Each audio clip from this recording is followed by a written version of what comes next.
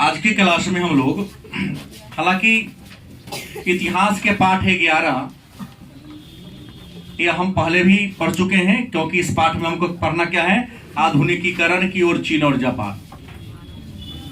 आधुनिकीकरण की ओर चीन तथा जापान। टॉपिक क्या है? आधुनिकीकरण की ओर चीन तथा जापान। 2 मिनट के बाद सोता मैं बंद कर दूंगा, हल्ला नहीं कीजिए, ठंडा लीजिए।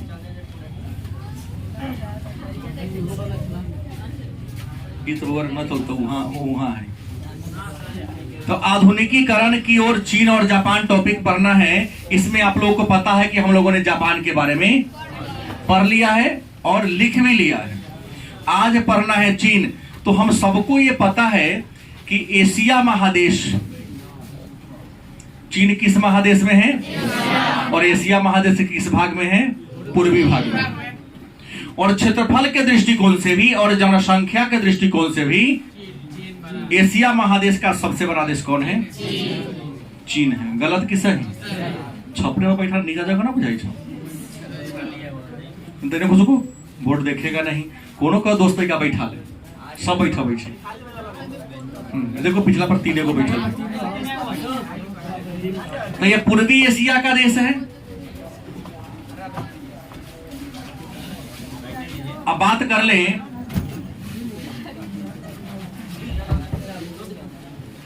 ये हमारा देख बाबू भारत है, और भारत के इसी साइड में उत्तर पूर्व में एक देश है, इसी देश का नाम है चीन। भारत के उत्तर में, उत्तर पूर्व एरिया में एक देश, उस देश का नाम क्या है? और आप जानते हैं कि चीन की जो राजधानी है वह बीजिंग है। चीन की राजधानी कहाँ है? भारत के 4 राज्य और 1 केंद्र शासित प्रदेश चीन से सटा हुआ है। भारत के 4 राज्य कौन कौन है? तो आपको हिमाचल, उत्तराखंड,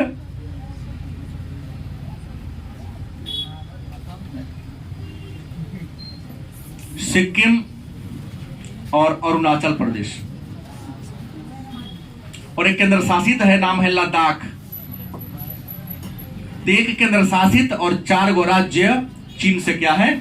सटा हुआ है। भारत और चीन के बीच जो सीमा लंबाई है, जो सीमा सटती है, इसकी लंबाई 4096 किलोमीटर है। चीन और इंडिया जो यहां से यहां तक सटी हुई है, जो अंतरराष्ट्रीय सीमा है, इस सीमा की लंबाई कितनी है? 96 किलोमीटर का जमीन इंडिया और भारत में क्या है? सटा हुआ है। बात समझ गए? दूसरी बात, भारत और चीन के बीच अलग करने वाली रेखा का नाम है मैकमोहन। आप लोग तो लुसेंट छोड़िए दिया है, लेकिन हमको याद कराए थे। इंडिया और चीन को अलग करने वाली जो अंतरराष्ट्रीय सीमा रेखा है, उसका नाम क्या है? मैकमोहन रेखा। और यह मैकमोहन रेखा कब खिंचाया? तो 1914। इसमें है कहां? था अरुणाचल प्रदेश में। मैकमोहन रेखा कौन राज्य में है? अरुणाचल प्रदेश में। कोई दिक्कत? आपको बता दें, चीन में प्रारंभ में राजतंत्र था। चीन में प्रारंभ में कैसा तंत्र था? राजतंत्र का मतलब आप लोग जानबे करते हैं, होशियार हो गए हैं। राजा का तंत्र होता है, राजा का क्या होता है? शासन होता है। गलत कि सही? यहां राजतंत्रीय शासन व्यवस्था थी शुरू से। राजतंत्रीय व्यवस्था में राजा के मर जाने के बाद राजा का बेटा ही राजा बनता है। गलत कि सही? वंशानुगत यहां का शासन था, लेकिन इस वंशानुगत व्यवस्था सब काम चलने वाला नहीं है, क्योंकि हर आदमी को मौका मिलनी चाहिए आगे बढ़ने का। अगर आप अच्छे नहीं हैं, अच्छा काम नहीं कर रहे हैं, तो दूसरा आदमी आएगा, सत्ता पर काबिज होगा और देश के शासन व्यवस्था को ईमानदारी से क्या करेगा? चलाएगा। रियल में कहा जाए तो 13वीं शताब्दी में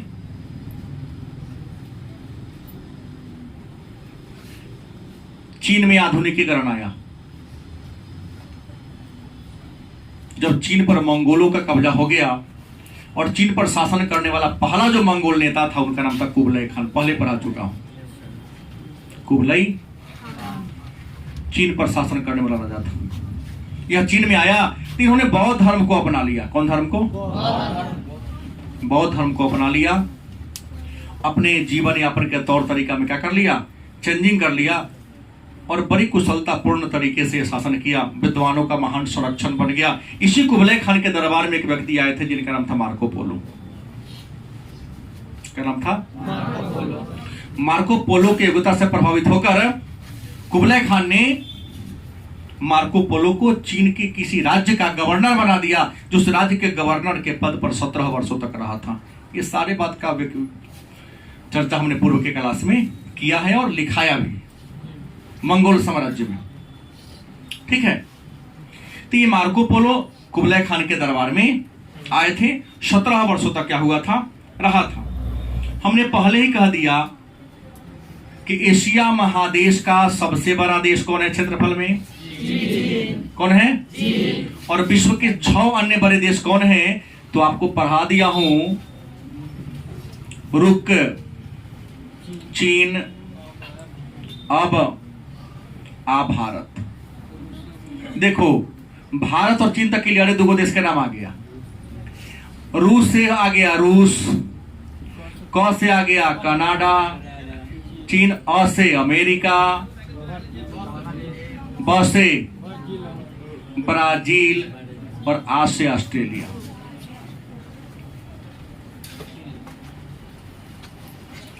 तो एशिया महादेश विश्व में 7 महादेश है, लेकिन हम लोग एशिया महादेश में रहते हैं और चीन भी एशिया महादेश में है, भारत भी।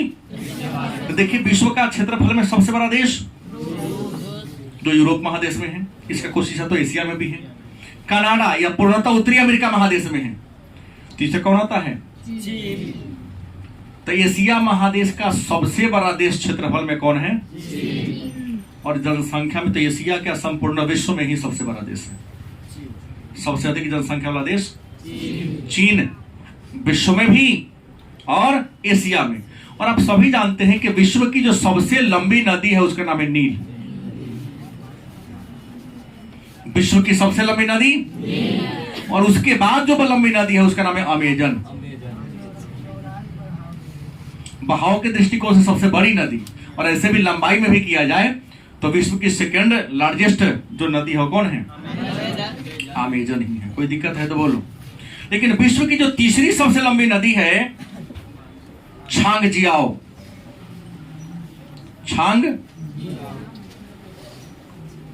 कहाँ है? चीन में। कहाँ है? विश्व की तीसरी सबसे लंबी नदी छांगजियाओ कहाँ है? चीन में है। और छांगजियाओ का नाम आप लोग जानते हैं, यांग सिंकियांग।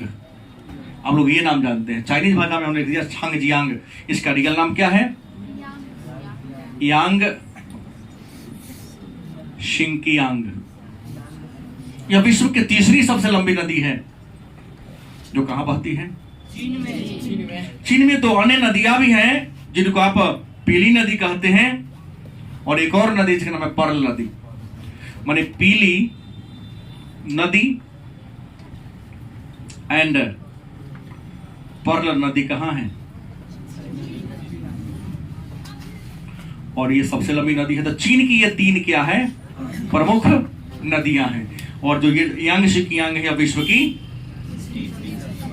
तीसरी सबसे लंबी नदी। देखिए, चीन के लोगों का जो मुख्य भोजन है वह चावल एंड गेहूं। क्या है? क्योंकि विश्व में सबसे ज्यादा चावल का उत्पादन चीन में, और विश्व में सबसे ज्यादा गेहूं का उत्पादन चीन में होता है। ठीक है, लेकिन अगर बात कर दो उत्तरी दक्षिणी चीन का, तो उत्तरी चीन के लोगों का मुख्य भोजन माने रोटी, गेहूं भागना लेता है सीधे, और दक्षिणी चीन के लोगों का चावल। बात बुझ गए? मैंने भात बेसी खाता है दक्षिणी चीन वाला, जैसे हम लोग खाते हैं। रोटी 2-4 दिन ना मिले तो चलेगा, लेकिन भात डेली होना चाहिए। लेकिन यहाँ के लोगों का जो सबसे फेमस नाश्ता पानी की बात करते, नाश्ता की है, सबसे प्रसिद्ध भोजन है। जैसे हम कहीं जाते हैं होटल में, भूख लगे खाने के समय तो भात दाल तरकारी, रात में गए तो रोटी सब्जी। गलत किसे कि दोस्तों पूछो, शाम में है तो नहीं कहे दो रसगुल्ला से काम चल गया, फिर नहीं पढ़ा पाएंगे ना, टाइट जो रहेगा तो हम पढ़ा पाएंगे, नहीं पढ़ा पाएंगे। तो प्रश्न, खीर पूरी कहियो कहियो, हर दिन खीर दो तो ना पछतो, भरम में ना रहा, क्या जी खा लेगा हर दिन खीर? नहीं चलेगा। मीट मछली आपको पसंद है तो हर दिन मीट मछली तो नहीं चलेगा। चावल रोटी से मन नहीं बनता है, लेकिन इसको छोड़कर यदि अन्य प्रकार का पकवान आपको डेली दिया जाए तो उसके प्रति आपकी रुचि। कभी हलवाई को देखो खूब मिठाई खाते हुए, नहीं खाता है, मन नहीं गम के को मन भरा रहता है, लेकिन वो ज्यादा प्रयास करेगा चावल खाए। चावल रोटी खाते हैं, लेकिन यहाँ के जो लोगों का सबसे जो प्रसिद्ध पाक प्रणाली है उसका नाम है केटोनी।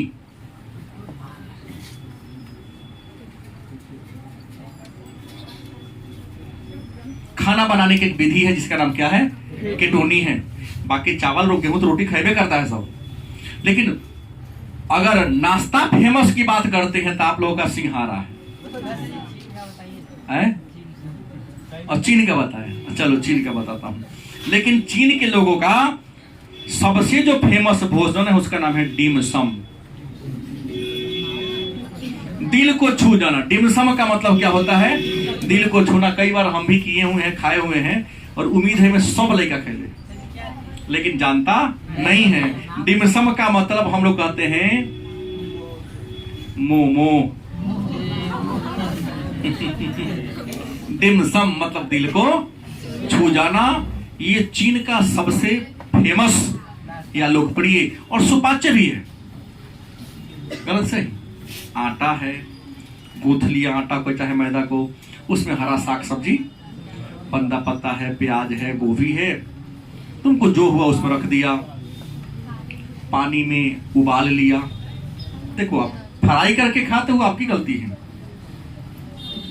इसको उबला हुआ ही खाना है। चटनी कोई बना लो, हाँ टमाटर के सबसे बढ़िया, तुम मरचाइए के बना लो, हाँ, और उसके साथ क्या करो, खाओ। डिमसम जिसको मोमोज कहते हैं, यहाँ के लोगों का सबसे लोकप्रिय क्या है? नाश्ता है। नीचे आके बैठ जाओ, बिठाओ इसको। पहला फंसा रहा है बात में, एक बैठने दो ना, ले गया पीछे बैठ।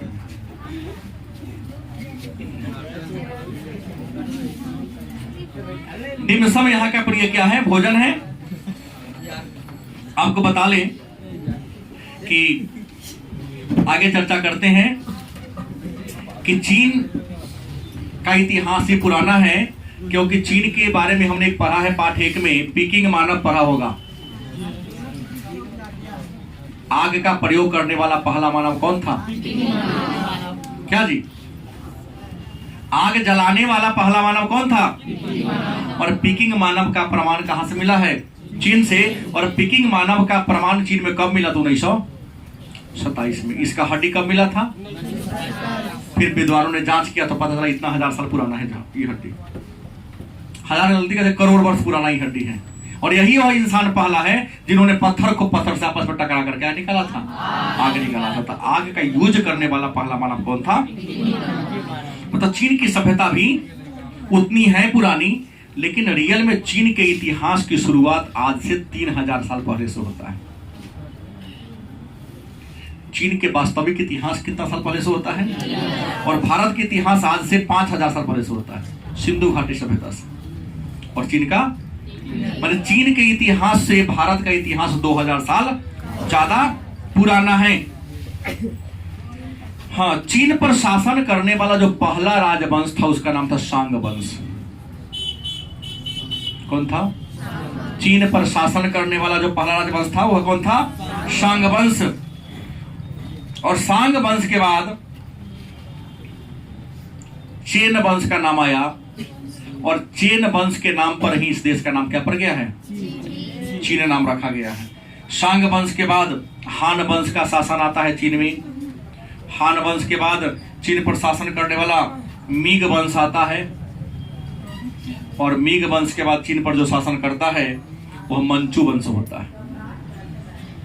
मंचू को छाग वंश भी के नाम से भी, मतलब चीन पर शासन करने वाला पहला राजवंश कौन होता है? शांग वंश, उसके बाद चेन वंश, उसके बाद हांस वंश, मिग वंश और मंचू वंश।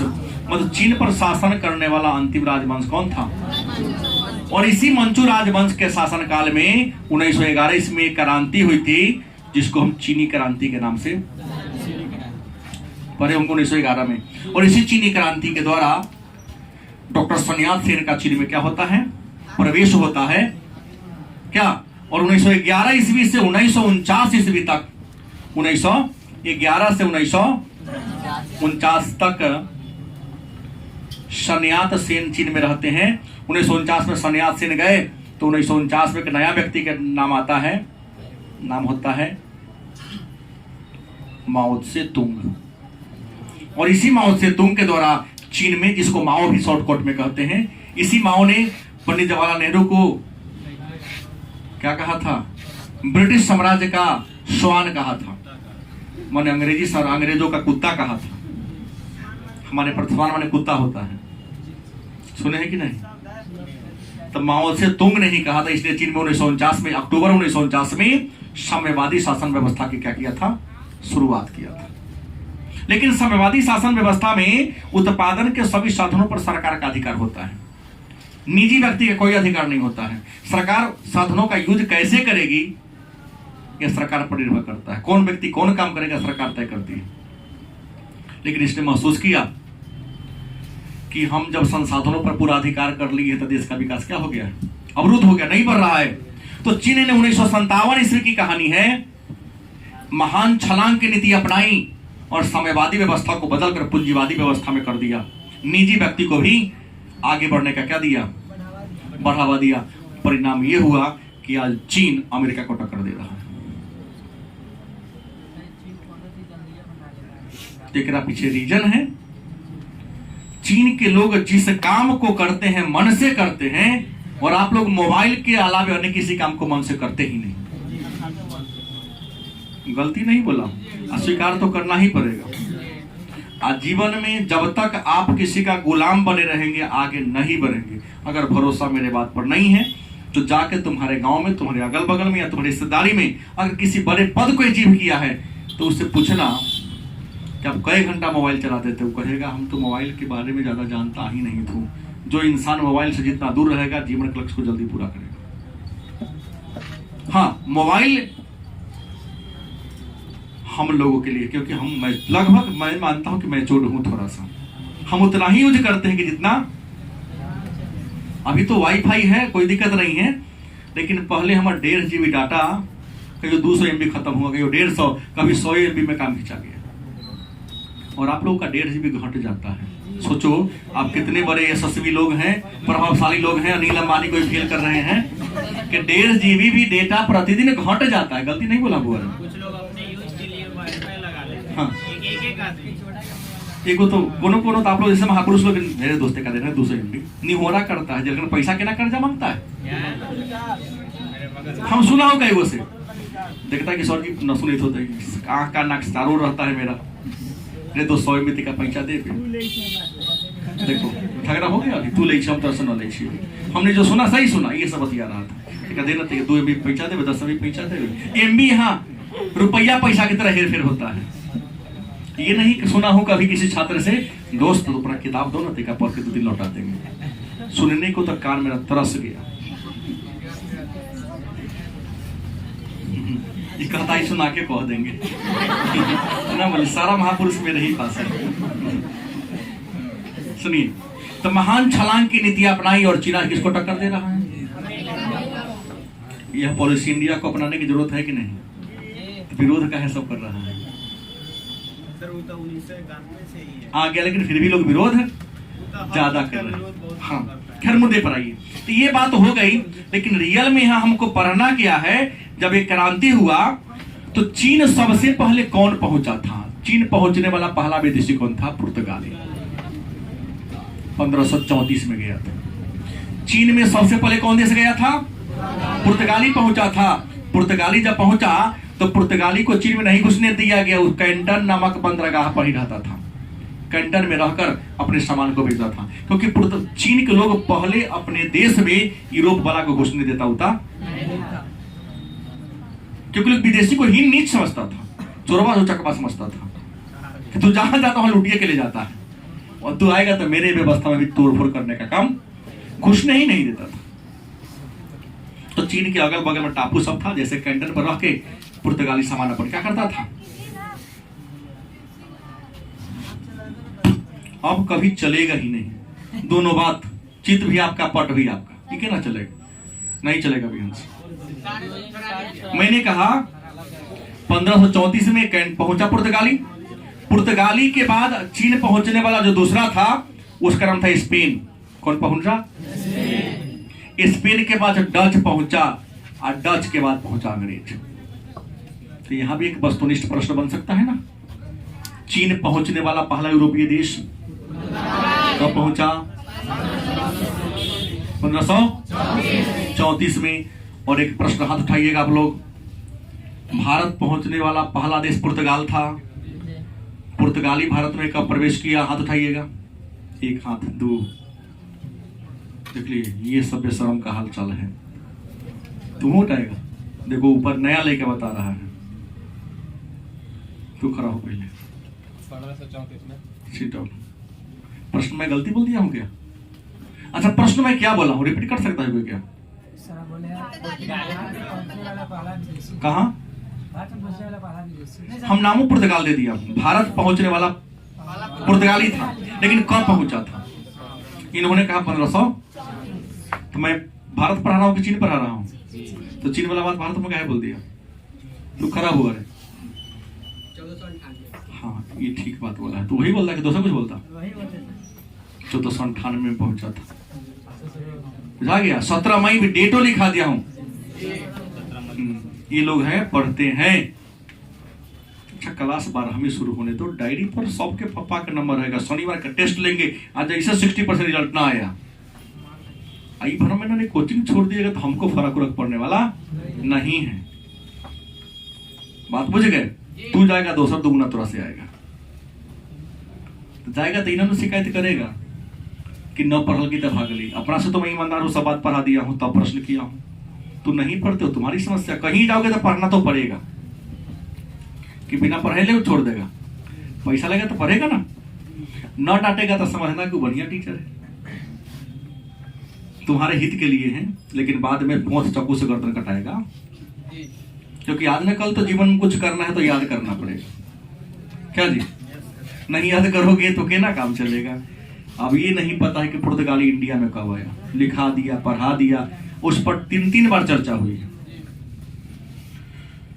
तो पहले चीन में पहुंचा पुर्तगाली, उसके बाद स्पेन, उसके बाद कौन पहुंचा? आपको बता दें, पहले तो नहीं किया, लेकिन धीरे धीरे से घुसते घुसते चीन में के नहीं तो धक्का मुक्की करके प्रवेश करके व्यापार करना शुरू कर दिया। अंततः अंग्रेज इन सबको मार के भगा दिया। अंग्रेज अगले क्या हो गया? टिक गया। अंग्रेज चीन के साथ अफीम का कारोबार करता था। क्या करता था? अफीम। भारत का एक राज्य है महाराष्ट्र, यहाँ बड़े पैमाने पर अफीम की खेती करता था। यहाँ से अफीम लाद लेता था, चीन में ले जाकर अफीम को क्या कर देता था, और फिर चीन से चाय लेता था, अमेरिका में चाय को भेज देता था। अपन कोई पूंजी नहीं, ओकरे पैसा से ओकरे सबको देते रहता था। पहले कम दाम में अफीम बेचा। चीन के लोग को अफीम खोर कहा जाता है। आज वर्तमान समय में विश्व में सबसे ज्यादा अफीम का उत्पादन अफगानिस्तान में होता है। बैन हो गया, बैन कर दिया। और आज अफीम खाने वाला विश्व का सबसे बड़ा देश चीन है। आइयो, और आजकल भारत के नौजवान आप लोग जैसे लोग चला रहे हैं, क्या कीजिएगा? अपना पैसा तो खाना नहीं, बाबूजी के पैसा से खाना है, लाइफ को बर्बाद करना है। धूम्रपान करने वाले का जीवन स्वस्थ कभी नहीं रहता है। सिंगारा खाने वाले का रहता है, चॉकलेट खाने वाला का रहता है, बिस्कुट खाने वाला का। अरे खाना है तो नीमन चीज खाओ ना, तो शर्म से सबके सामने खा सके ना, इस गर्व से। शर्म से चुरा के खा रहे हैं, इसमें तो गलत चीज है।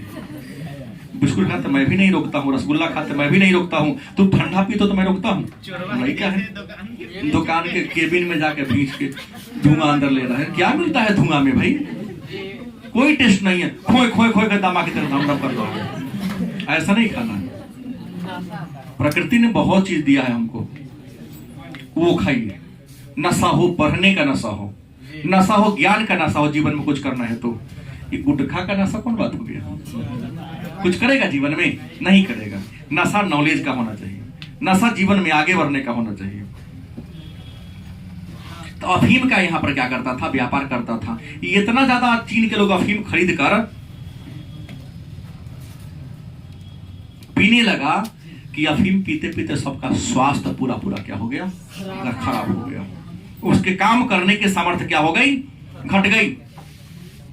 मतलब समझो 1800 ईस्वी की कहानी है कि चीन में हर साल 1800 पेटी अफीम बिकाता था। 1800 पेटी प्रतिवर्ष इंग्लैंड चीन में अफीम क्या करता था? बेचता था। और ओकरा बदले में चीन के लोग जिकरा नशा लग गया है वो तो जमीन जाता क्या बाल बच्चा पत्नी को ही बेच देता है। सुना हूं मैं एक दो कहानी जिसको हम टाल नहीं सकते, हंस सकते हैं क्योंकि आप नहीं जानते हैं, लेकिन मैं जानता हूं कि जमीन जाता छोड़ दीजिए, पत्नी का गहना गुड़िया न मिलता रख लेकर बन की, लेकिन आज का नशा हमको पूरा करा दो। चीन का लोगों का स्वास्थ्य गिरने लगा, लोग सोना चांदी देने लगा, चीन में गरीबी आने लगी। इस बात की जानकारी जब चीन के राजा को मिली, राजा ने क्या किया? अफीम के कारोबार क्या कर दिया? बंद करा दिया। जब बंद कर दिया तो इंग्लिश ब्रिटिश अंग्रेजों को क्या होने लगी? हानि होने लगी। क्या होने लगी? अब हानि होने लगी। इसी दरमियान लगभग 4000 अफीम का पेटी इस अपना स्टॉक में क्या कर लेता, रख लेता। छापामारी में क्या हो गया? पकड़ा गया, सब में चूना मिला दिया। और अफीम में चूना मिलाते ही ओकर पावर खत्म। और लगभग 2000 पेटी जो यहाँ वहां था सबको समुद्र में क्या कर दिया? दहला दिया, फेंकवा दिया। इससे बड़ा क्षति हुआ अंग्रेजों को। तो अंग्रेजों ने क्या किया? इस अफीम में जो घाटा हुआ था उसकी भरपाई करने के लिए एक युद्ध हुआ। 1839 से 1842 के बीच अफीम के व्यापार को लेकर एक लड़ाई हुआ था जिसको हम प्रथम अफीम युद्ध के नाम से। इस समय भी चीन में किस वंश का? मंचू वंश का शासन था। राजा कमजोर पड़ गया था, राजा कुछ कर नहीं पा रहा था। घमासान युद्ध हुआ, लेकिन प्रथम अफीम युद्ध में कौन हार गया? चीन हार गया। इंग्लैंड क्या हो गया? जीत गया। तो 1842 में एक संधि करवा लिया, नानकिंग की संधि। कौन संधि? नानकिंग की संधि कराया। इस नानकिंग के संधि के द्वारा प्रथम अफीम युद्ध क्या हो गया? बंद हो गया। लेकिन अंग्रेजों ने कहा कि हमको तो भारी हर जाना हुआ है, आपको हर जाना देना पड़ेगा, ना दीजिएगा तो फिर लड़ेंगे हम। तो ये हर जाना के रूप में यहां पर एक शहर था चीन का, हांगकांग। इस पर शहर ले लीजिए आप। अब प्लस 5 को बंदरगाह फ्री कर दिया। क्या इस बंदरगाह पर इंग्लैंड का जहाज आएगा, क्या होगा? और अपना व्यापार करेगा। लेकिन एक बात हुआ कि हम अब यहां पर अफीम क्या करेंगे? नहीं बेचेंगे। इसी दरमियान इस अफीम युद्ध के बाद एक और 1850 के आसपास एक विद्रोह हो गया। नाम था ताइपिंग विद्रोह। क्या नाम था? इसमें हुआ क्या था? एक जहाज था जिसका नाम था लोचा एरा। जहाज का नाम क्या था? लोचा एरा एक जहाज था। देखो ये जहाज जो था ना, लोचा एरा जहाज, ये जहाज था चीन का। लेकिन जहाज का जो ड्राइवर था, जिसको पायलट कहते हैं, वो था ब्रिटेन का। कहां का था? जहाज कहां का? और ड्राइवर कहां का? तो जब समुद्र में चलाता था ना, तब अपना देश के झंडा ऊपर टांग लेता था। अपने देश के, ब्रिटेन के झंडा को जहाज पर लगा के चलाता था। इस समय अफीम का कारोबार चीन सब इंग्लैंड ज्यादा करता था। तो चीन की सरकार, मंचू राजा ने क्या किया था कि पूरे चीन सागर में, जो चीन के अगल बगल समुद्र था, वहां पर एक दस्ता भेज दिया था। समुद्र में हमेशा जहाज चलाते रहता था। जैसे देखा कि दूसरा देश के जहाज आ रहा है, उसको घेर लेता था या तो डुबा देने का प्रयास करता था या उसके आदमी को पकड़कर सजा देता था। जहाज कौन देश का था? समुद्र में केना चिन्हाएगा कि चीन के जहाज है? तो झंडे देखेगा ना, झंडा देखा कि ब्रिटेन वाला है, जहाज को रोक दिया और सबको क्या कर लिया? बंदी बना लिया। एक दो को उसमें लड़ाई झगड़ा में 2-4 गो मरियो गया, वो में बाकी को क्या कर दिया गया? जेल में कर दिया। इस विद्रोह में काफी संख्या में किसानों ने हिस्सा लिया था।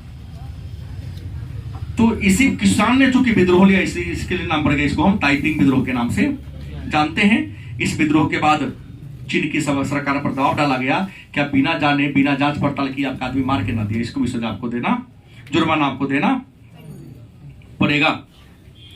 इसकी सजा के रूप में क्या किया? ताइपिंग विद्रोह के बाद हट जाने के रूप में ब्रिटिश सरकार ने, ब्रिटेन की कंपनी ने क्या किया कि चीन के बहुत सारे लोगों को गुलाम बना करके दूसरा देश में ले गया काम करवाने के लिए। हर तरीके से शोषण। फिर अंग्रेजों को यहां मौका मिला और फिर यहां बड़े पैमाने पर अफीम का कारोबार करना क्या कर दिया? शुरू कर दिया। लोग आवेदन लेकर राजा के पास, मंचू वंश के पास गया कि आपकी कमजोरी के कारण इसका व्यापार बंद नहीं हो रहा है, कुछ ना कुछ कीजिए। तो अफीम के व्यापार पर रोक लगा दिया था, लेकिन रुक नहीं रहा था। तो अफीम के कारण 1856 से 1860 के बीच अफीम के नाम पर युद्ध हुआ, जिसको हम दूसरा अफीम युद्ध के नाम से जानते हैं। लेकिन इस दूसरा अफीम युद्ध में भी कौन हार गया? चीन हार गया। और जीत कौन गया? अंग्रेज। इस युद्ध के बाद पीकिंग की संधि हुआ। कौन संधि? पीकिंग की संधि हुआ। और पीकिंग संधि के दूसरा का अफीम युद्ध क्या हो गया? रुक गया। मित्रता कर लिया, कहा कि हम यहां तक बेचबे करेंगे। अब यहां पर अंग्रेजों का दबदबा क्या होता गया? बढ़ता गया। लेकिन अंग्रेज के साथ ये सब यहां पर आया था, धीरे धीरे चुरानों का व्यापार कर रहा था। तो यूरोपीय देश देखा कि हम लोग अगर चीन पर हम लोग कब्जा कर लिए, लेकिन हम लोग यदि आपस में लड़ना शुरू कर देंगे तो पुनः चीन के लोग क्या हो जाएगा? जागरूक हो जाएगा। तो पुर्तगाली, स्पेन, चीन माने डच, अंग्रेज, इन सब ने मिलजुल कर चीन को अपने अपने प्रभाव क्षेत्र में क्या कर लिया? कब्जा कर लिया, जिसको हम चीनी पढ़े होंगे खरबूजा को काटा जाना कहते हैं। देखा कि अब चीन पर तो हमारा कब्जा हो गया, इसके 15 का अपना कब्जा में करिए लिए। लेकिन हम अगर सब विदेशी लड़ेंगे तो चीन की जनता क्या हो जाएगा? एक्टिव हो जाएगा। इसलिए अच्छा है कि पुर्तगाली वो अलग इलाका हड़प लिया, डच अलग हड़प लिया, स्पेन अलग हड़प लिया, बाकी जो बचा अपना कोना के कब्जा हो गया। तो चीन को यूरोपियनों के द्वारा अपने अपने प्रभाव क्षेत्र में क्या कर लेना? बांट लेना। चीनी खरबूजे को काटा जाना कहते। बाद में अमेरिका भी चीन में प्रवेश होता है, और जैसे अमेरिका चीन में प्रवेश किया तो यहां पर ओपन डोर पॉलिसी अपना दिया। ओपन डोर पॉलिसी माने खुले द्वार की नीति अमेरिका ने कि तू ही चारों काहे करेगा? सब करेगा, जेकरा मन होगा चीन में आके क्या करेगा? व्यापार करेगा। इस चीनी खरबूजे को काटे जाने के कारण चीन की अर्थव्यवस्था इतनी ज्यादा कमजोर हो गई कि इसे एशिया का मरीज कहा जाने लगा। एशिया का, जैसे यूरोप का मरीज तुर्की को कहते हैं, वैसे ही एशिया का मरीज चीन को कहा जाने लगा। कोई दिक्कत? सबको मंचू राजवंश से मोह क्या हो गया? टूट गया। आम जनता ने विद्रोह करके मंचू राजवंश को सत्ता से क्या कर दिया? हटा दिया। राजा को पद पर से क्या कर दिया? हटा दिया। हालांकि राजा ने कहा कि हमको एक बार मौका दीजिए, हमें पर सुधार करेंगे। तो मंचू राजवंश के राजा ने मौका दिया। इसने घोषणा किया कि हमको 100 डे, कितना डे चाहिए? हमको 100 दिन समय दीजिए। 100 दिन में सारा व्यवस्था हम क्या कर देंगे? ठीक कर देंगे। ये लग रहा था कि नायक फिल्म का अनिल कपूर है। 100 दिन सुधार करने का इसने समय मांगा, जिसको 100 दिवसीय सुधार के नाम से 100 दिन पूरा हो गया, लेकिन किसी भी प्रकार का चीन में सुधार, क्योंकि जो एक दिन आपकी कमजोरी पकड़ लेगा, कल से आपकी बात को मानेगा? नहीं मानेगा। तो मंचू राजा के हाथ से सत्ता छीना गया, और इसके 100 दिवसीय सुधार के बाद यहाँ के राजमाता के हाथ में सत्ता आ गई। मंचू वंश की एक महारानी थी, हाँ, बाहुबली की तरह हो गया कि कुंदो मर गया तो शिवगामी देवी बन गई। शिवगामी देवी की तरह मान लो यहाँ पर ये सत्ता को अपने हाथ में क्या कर लिया, सपुर्द कर लिया कि हम सुधार करेंगे। जैसे ही राजमाता के हाथ में सत्ता आई तो कुछ लोग ना विद्रोह करते हैं कि महिला के पीछे हम रहेंगे, हम महिला के पीछे काम करने वाले में से नहीं है। लेकिन राजमाता ने सिखाया था कि कभी भी युद्ध करो तो हथियार से मत करो। क्या? क्योंकि हथियार से करोगे तो जीवन का अंत होगा। ठीक है, पिट्टू चाचा पर दे दिए, वो दे दिया, हो गया बराबर बात, टूट फूट नहीं ना हुआ। नहीं, राजमाता ने अपने सैनिकों को प्रशिक्षण दिया था कि शरीर से बलवान बनो। लाठी हर जगह काम नहीं देगा, लेकिन शरीर अगर मजबूत होगा तो हर जगह काम देगा। तो सुधार करने की बात किया तो राजा के जो सपोर्टर थे वो कहा कि हमें विद्रोह कर दिया। तो राजमाता ने सिखाया था अपने विद्रोहियों को मुट्ठी बंद करके लड़ो। दूसरों क्या करो? तो राजमाता के समर्थकों ने अपने विरोधियों से लड़ाई किया। यह लड़ाई 1900 से 1901 ईस्वी के बीच हुआ। इसको हम बक्सर विद्रोह कहते हैं। बक्सर मुट्ठी बांध के लड़ाई किया था। बॉक्सिंग, इसको बॉक्सिंग कहते हैं ना, मुट्ठी से फाइटा फाइटी किया था कि चोट वोट लगेगा फुटफाट। इसको हम बक्सर विद्रोह के नाम से जानते हैं। लेकिन बक्सर विद्रोह हुआ, लेकिन सफलता उतनी नहीं मिली। हालांकि दोनों में राजा में 1901 में समझौता हो गया, जिसको बक्सर प्रोटोकॉल के नाम से जानते हैं। विद्रोह क्या हो गया? शांत हो गया। विद्रोह तो शांत हुआ, लेकिन इसी क्रम में चीन के कुछ लोग विदेशों में जाके पढ़ते थे। अमेरिका, जापान, रूस, फ्रांस, इन देशों में जाके पढ़ते थे। उसमें सबसे मेन का नाम मैं बता दूं, डॉक्टर सन्यास सेन। कौन आया? उसने देखा कि व्यवस्था को सुधारना है तो इस परिवार को ही सत्ता से क्या करना पड़ेगा, बाहर करना पड़ेगा। तो डॉक्टर सन्यास सेन के नेतृत्व में, किसके नेतृत्व में? सेन के नेतृत्व में मंचू राजवंश के विरुद्ध में 1911 में एक क्रांति हुई थी, जिसको हम चीनी क्रांति के नाम से। तो आपके मन में प्रश्न होगा, सर ये चीनी क्रांति क्यों हुआ? तो कोई भी क्रांति बेवजह नहीं होता। क्रांति का कोई ना कोई रीजन होता है, कोई ना कोई कारण होता है। पहला कारण विदेशी और मंचू शासन के विरुद्ध आक्रोश। चीन में तो विदेशी आ गया था, पोखरा से भी जनता को तकलीफ था, और मंचू राजा से भी जनता को क्या था? क्योंकि राजा भी सुधार नहीं कर रहा था, अब विदेशी तो लूट ही रहा था। जनता चाहती थी कि मंचू का अंत हो और विदेशी का क्या हो? अंत हो। तोरा सब के चारों को सीधे जगह रख दे बिहान से, ताकि हमारा फटा तक वहां पहुंच पाए। तोड़ के मारेंगे तो बेसी चोट लगेगा। दूसरा, सुधारों की असफलता। मंचू राजवंश के राजाओं ने चाहे 100 दिवसीय सुधार किया हो, चाहे जो किया हो, लेकिन सुधार में सफलता नहीं हुई। ठीक बात, तभी पढ़ाएंगे तब ना, राष्ट्रपति बना। अभी तो हम क्रांति करा रहे हैं। हाँ, राष्ट्रपति बना सही तुम्हारा उत्तर है। लेकिन इसने देखा कि जनता पहले हमको सब सपोर्ट करेगा तब ना राजा बनेंगे। तो देखा दूसरा सुधार जो कि असफल हो गया, इसलिए अब राजा बनने के लायक। तीसरा, चीन की आर्थिक दुर्दशा। इस मंचू राजवंश के शासनकाल में अफीम व्यापार इतना बढ़ गया था, विदेशी का प्रभाव इतना बढ़ गया था कि चीन की आर्थिक संसाधन पूरा लुटा के कौन ले गया था? इंग्लैंड ले गया था, और अन्य देश भी बंदरबार की नीति में सब लुटिए रहा था। तो चीन में और गरीबी क्या होती जा रही थी? आज जब गरीबी बढ़ गया तो क्रांतिकारी विचारधारा आ गया। और जैसे क्रांतिकारी विचारधारा आया, इसी समय घटना घटी, चीन में रेलवे का निर्माण हो रहा था। इंडिया के बाद चीन में रेल बना है। इस समय